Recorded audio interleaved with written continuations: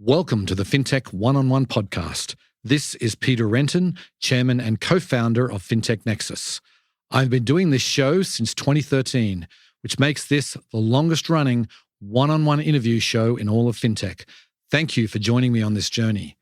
If you like this podcast, you should check out our sister shows, the Fintech Blueprint with Lex Sokolin and Fintech Coffee Break with Isabel Castro, or listen to everything we produce by subscribing to the Fintech Nexus podcast channel.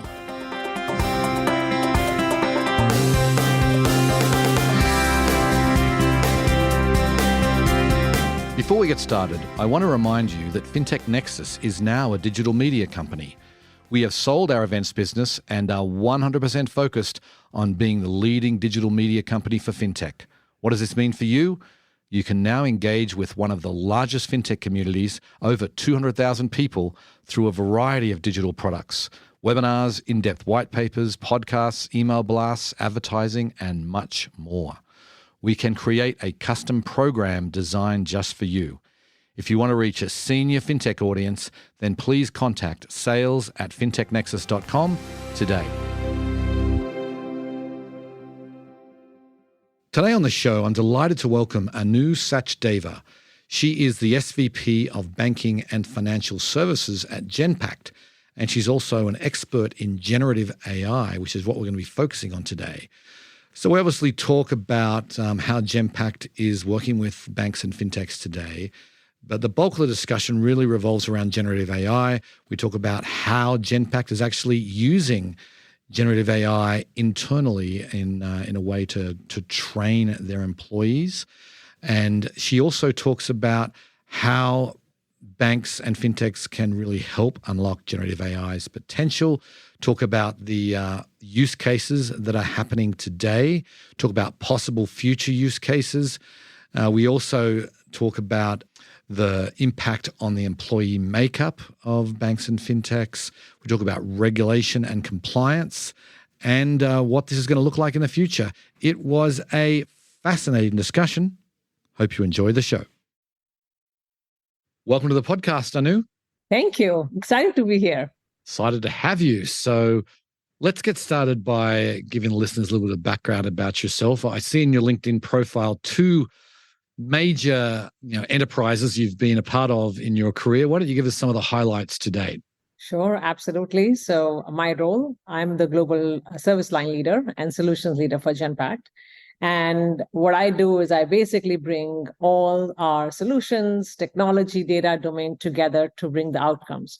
Now, Genpact has been long-standing partner for several banks and financial institutions. Goes back a little bit into our history, Peter. We were born out of GE Capital. So the domain and really intense process expertise sits in our DNA. And we kind of brought in several different parts of data technology together. And now we are leading the path with brilliant experience for our customers.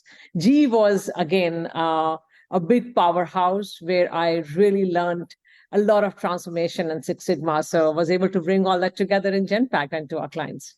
All right. So then maybe we could just dig into your role a little bit there. Like maybe you could explain the types of organizations you're working with and what you actually do on a day-to-day. So in my role, I work with banks, I work with fintechs, and I work across all of capital market clients. And look, as Genpact being a professional services firm, a lot of our clients come to us for run operate because that has been a core part of our business. More and more, Peter, what we are helping our clients do is design and architect. And what I mean by saying that is that we've been the powerhouse of their operating organizations. And now as the banks are transforming with cloud technology, with data, and now with generative AI, it's actually now helping them, change their operating models or redesign some of the ways of working or help them identify what that seamless customer journey is going to look like from the time of origination to termination. So we really are embedded very deeply in helping really decide and define those outcomes so that we can take them onto that journey. Mm-hmm. Okay, so let's dig into generative AI and maybe how and when did you become interested in this? It's very interesting. Look, generative AI, I think it got steam really, I would say, last year. I mean, we have always been dabbling in AI. AI has been with most organizations, as we were learning more on data. So we were learning more on creating models with AI. But I think really the big path breaking event which happened was like for anyone else with ChatGPT when really generative AI was in our hands. We were all trying to playing and experimenting with that. So no one could have imagined, Peter. I don't know what you thought, but no one could have imagined, like, what 100, 200 million users in 2 months. That is really path breaking. And Yep. I think that has made it even more intriguing, not just for us as partners, but our clients and their clients as to how do you now take this technology and really make lives better for customers in every industry. I mean, I am more working with the banking and financial services, and really there, it's all about client experience. How do you completely change the experience? So that's what I'm seeing, and very, very fascinating experience, just to see how this technology is now starting to take shape and with so much of, piloting, experimenting, which has already started off. Right, right. Well, we're going to get into financial services in just a bit. Before I do, though, when I was researching this topic for this podcast, I saw that you guys at Genpact are actually using generative AI today. You're training your employees with generative AI. Maybe explain what you're actually doing there and how that impacts the attraction and retainment of talent. So, Peter, for us, look, employees are our jewel. They are our core assets, for the organization. And for years, we have been on the journey on really bringing our employees with us, as we transform as an organization. And we see a very big correlation between learning and employee engagement. So more you involve the employees in their own path, in their own journey of learning, the better engaged they will be in making sure that they are a part of transforming not just yourselves as an organization, but your client organizations too. So we actually embarked on the journey of expertise for several years. It kind of came in, through the process of our heritage with GE, but more importantly, after being process experts, that's how we have always been. We invested a lot of our time and effort on being domain experts. So choosing specific areas of expertise and really hone in on that expertise. That gave us a little bit of a path entry into what we need today, which is all about data.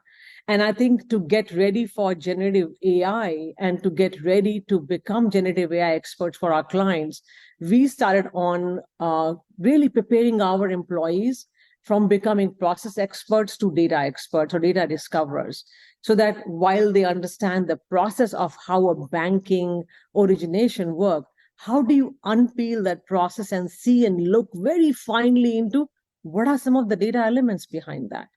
How are those insights from the data connect together so that we could actually create and bring models and futuristic ideas to our clients, cultivate innovation. So we actually launched what is called a data bridge program. And that data bridge program helped almost 80,000 of our 100,000 plus employees to really get trained on becoming data experts.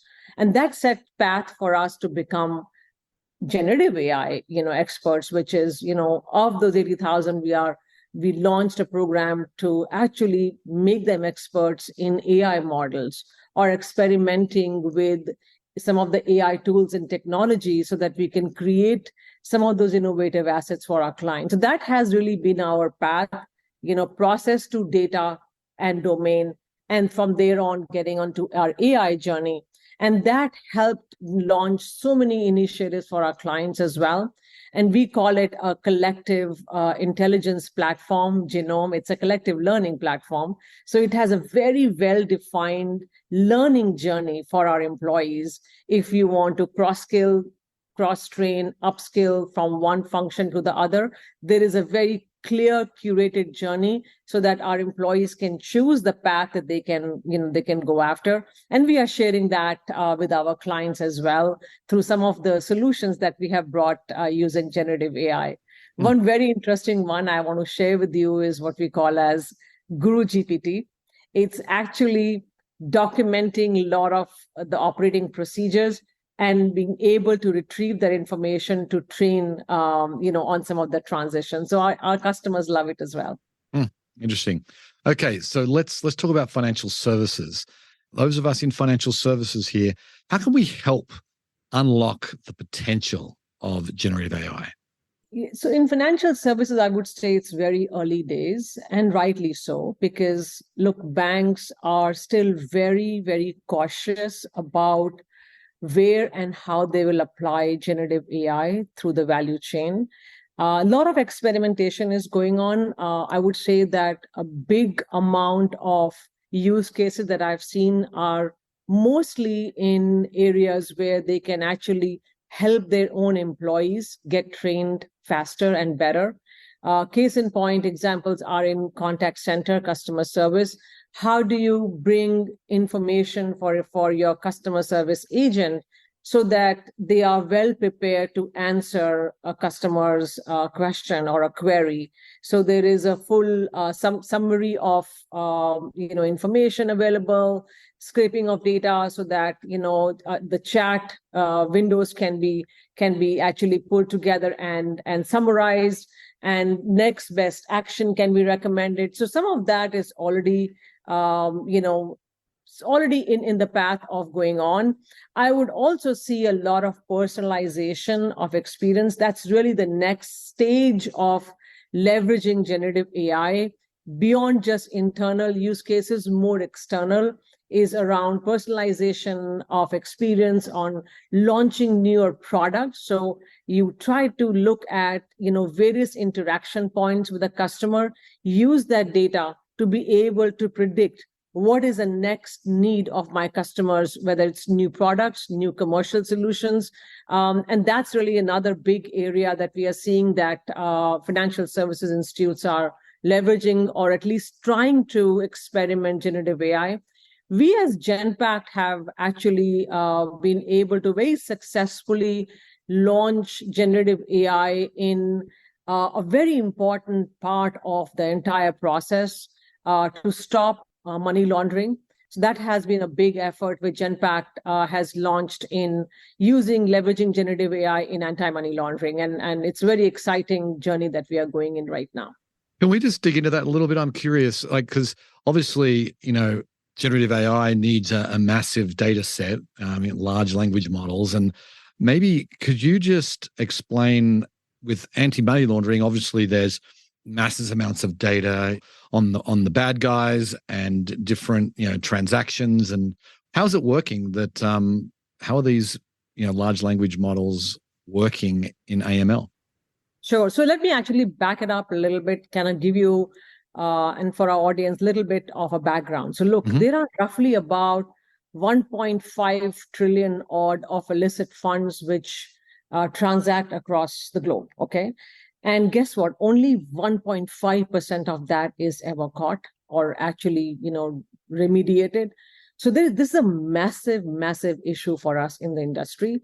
And banks are trying hard, they are trying to, get rid of the problem, but it is big, it is massive. And then they end up paying fines. I think in just last year alone 8 billion worth of fines were paid to the regulators because of lack of some of the remediation efforts.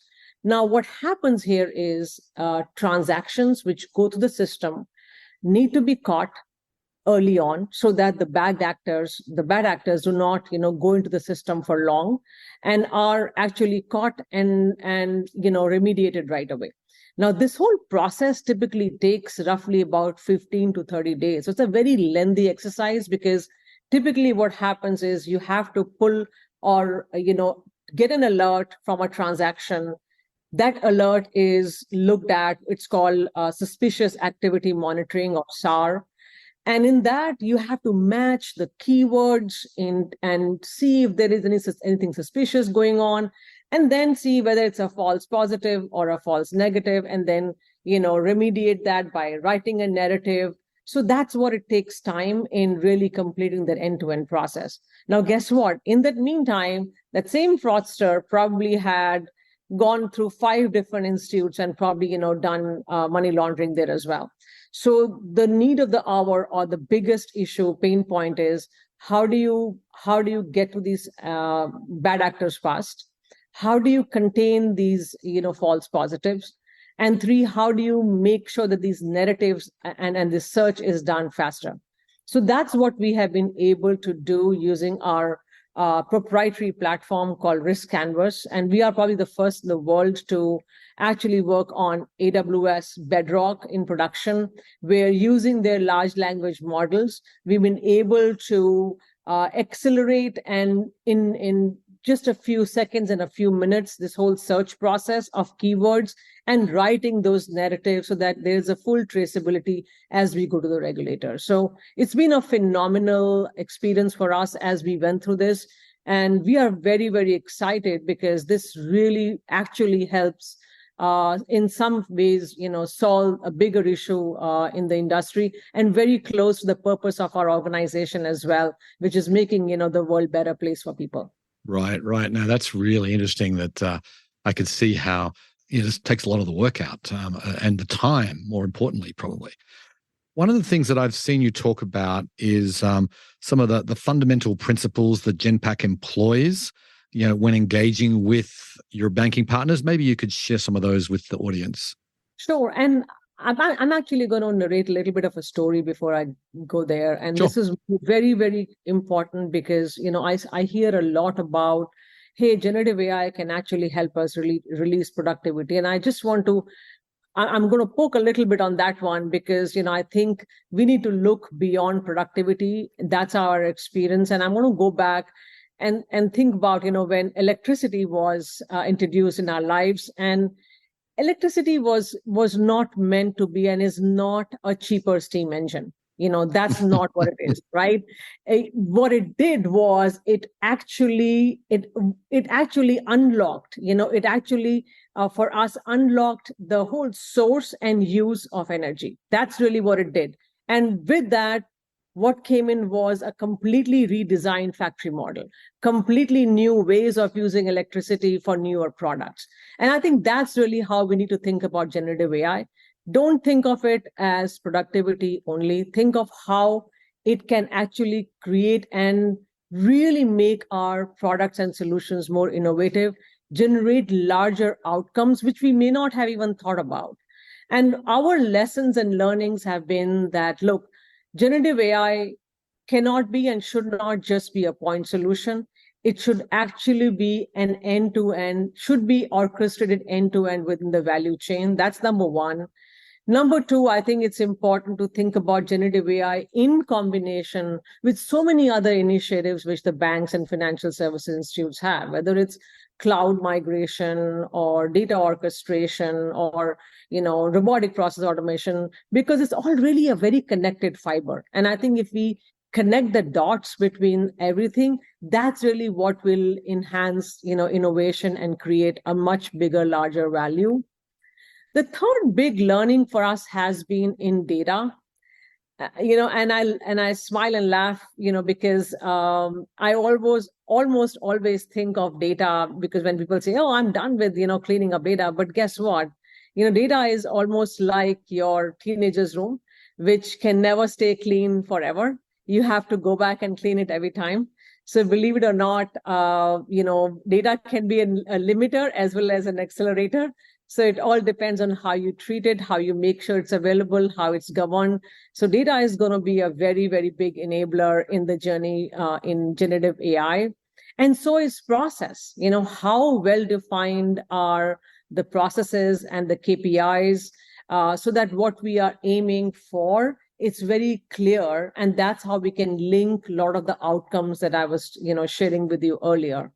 And I think lastly, I would probably say is change management. That I can't, stress enough on how important it is, because that's really all about embracing the change and really partnering in making that change sustain in those organizations as we all embark on this journey together. Mm-hmm. Interesting. Well, speaking of change inside organizations, what do you think about the impact that generative AI is going to have on the employee makeup of banks and fintechs? There's always that big scare, Peter. I don't know if you have heard that. And every conversation I go into, oh my God, generative AI, we're going to lose jobs. We're going to have 50%, people being pushed out, whether it's different function or areas. I think to me, it almost feels like human nature. We always try to overhype and overestimate sometimes. Back from the times of Socrates, when I guess, the reading came in, it was thought that, hey, you know what, it'll actually atrophy memory. Or when the newspapers came in, oh my God, we will stop meeting each other and there will not be enough exchange of information. Or when TV came in, oh, we will stop doing intellectual activities. Well, none of that is going to happen. I mean, it's more about, yes, our roles are going to change. Probably tasks will get eliminated, but I think we'll have much newer and different creative ways of solving problems. And that's really where I think as an organization, we are firm believers of what we call as human in the loop. And especially for banking and financial services, this is going to be even more critical because humans are the one who will bring in that ethical judgment or emotional quotient, or that EQ and intelligence into the entire process, and make this technology more creative, more innovative, and more nuanced. So that we can actually make the experience better for the end clients that we all are serving for. So I am actually very, very excited about the journey that we are on, and I think we will see much better lives for all of us and much better product and solutions for all of us. Right. Yeah, super interesting. So, when it comes to new technology, oftentimes banks have a wait and see approach. They will, be careful for good reason. And then fintechs have come in, particularly when we first sort of made the move to digital banking. Fintechs took the lead there. So, do you think that's going to happen again with generative AI? Are banks going to sit back and watch? What are your thoughts? Look, I think fintechs have always been digital natives, and I think they will probably be much faster in the journey. But I actually strongly believe that banks will not be left behind. We're already seeing actually banks partnering with fintechs a lot more. And I think the whole cloud journey, digitization was a big lesson when fintechs were almost kind of threatening a little bit of the existence, but that didn't really pan out that way. And I think banks learned that, look, better to be closer and faster in giving that experience to the customers. So I'm talking to several banks, large banks, mid-sized regional banks. They are all very, very eager to experiment, create some solutions, some very quick wins. I also know on the flip side that they will always be in the guardrails of what regulators, will allow. And rightly so, because I think this is still going to be a very nuanced industry, because it'll always be, hey, how will it impact some of the models that we are building? Are some biases creeping in? Are we making sure that it's ethical? There is data protection. So I think banks will think a lot more about that. And that's probably what will take a little time. And I think there will be far many more partnerships wherever it's linked to customer experience. I think we will see many more of those coming through. Right.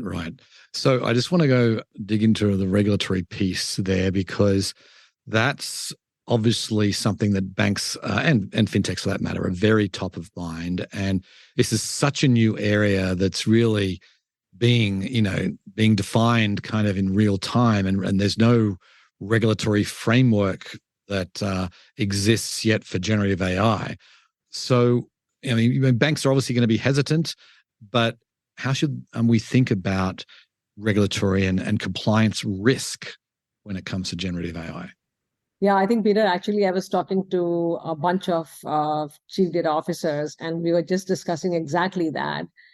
And, one of them was just joking about it, saying, it took us almost 9 months to explain to the regulators about what the impact of AI is going to be. So good luck with generative AI, because Rightly so, because this is such a new area, new field, so I understand that responsible AI is going to be big. And I think it's going to be important for all of us as we collectively as partners work with the banks and fintechs, as to really the whole transparency in those models, what the models can do and what they cannot do. Or, what is the IP? Where is the IP sitting? Who controls the data? What are the security requirements? How are they being met?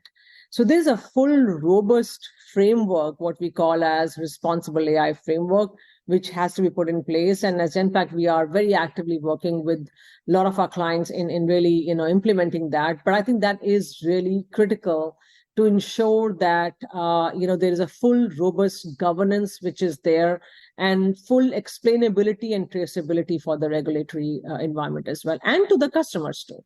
Mm-hmm, mm-hmm.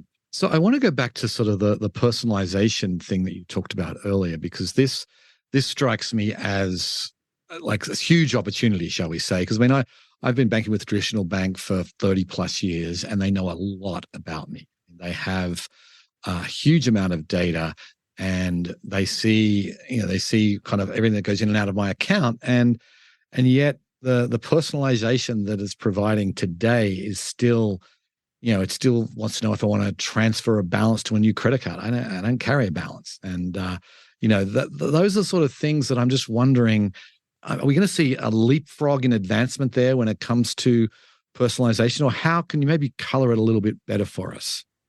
Is there an opportunity? Hell yes, absolutely. There's a massive opportunity in personalization. Are we there yet? Probably not. And I think that's really where the journey is right now. And I'm going to backtrack actually all the way into data. You were sharing your example, likely some of the banks have data sitting on 5 different systems, 5 different platforms. How do you create that data lake, that information, repository about a customer, and create those insights so that if a call comes in, it's almost, almost to a point of predicting what that call is about, right? Mm-hmm. So generative AI will enable all that for us. I think that's really the big, fantastic news. When is it going to happen? That's really when, as banks go through the journey of really cleaning up their data, standardizing it, making it available so that some of those insight factories can be created, and personalization onto what kind of products can be offered to you or to anyone who calls in, basis the predictive needs of those customers. So I think the journey is very exciting, Peter, but we're not there yet. I think some of them are. I think there is different. Everyone is in different phase of their life cycle, but for sure, it's really an exciting journey. Mm-hmm.